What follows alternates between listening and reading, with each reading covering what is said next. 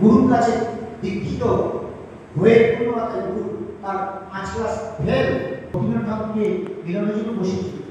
বসে প্রভুপাদ তার পিতাকে গুরুর মতো মানত। পিতামাতা হচ্ছে প্রথম গুরু যে পিতামাতা, সেই পিতামাতাকে পড়ার জেনারেশন করেন ব্যাকডেটে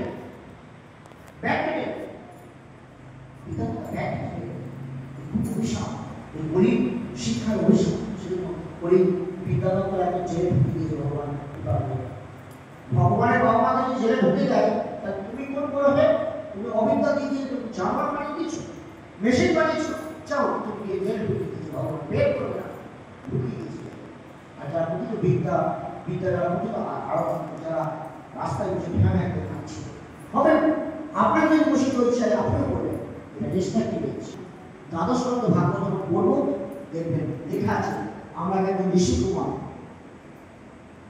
কুমার আপনার গোত্রকে রিকল করতে অলঙ্কার করতে ভরদ্বাজ করতে ক্রীড়া করতে, এরা একজন বড় ঋষি।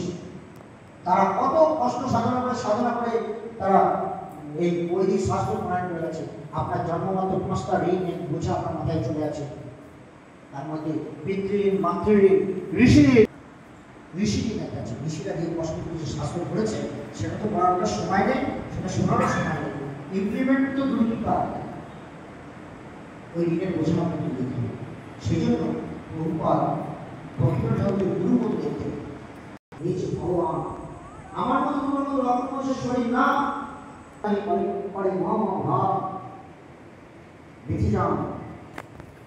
কখনো বলবেন না সাক্ষাৎ তার সঙ্গে কথা বলুন, সে কথা বলছে, কথা শুনছে, কিন্তু তার কথা আমরা শোনার মধ্যে দ্বিতীয় মত হচ্ছে সেই বাবাদের গরিব মত। সমস্ত যে ইউনিভার্সিটিটা সেন্টার অ্যাক্টিভ সেন্টার চলছে তার প্রান্তে চলছে সেই বাবাদের গরিব মত। সেই গরিব মতটা একটা গুরু দক্ষিণা স্বরূপ একটা দিয়েছি। আমরা তো গুরুকে চরণা স্থাপন করে দক্ষিণা দিতে হয়। আমরা মনে দেখতে থাকি ছোট বড় মাঝারি এগুলো সেগুলো আছে, এটা অতি কষ্টে গুরুদের রাখতে দিই। কিন্তু বিপন্ন লোকরা তার জীবনের যথা সদস্য গুরুদের বউটা নিজস্ব গুরুদের কি তো বলে আমার কিছু আমি তো গুরুর আগাতে লঙ্ঘন করে এই কবিতা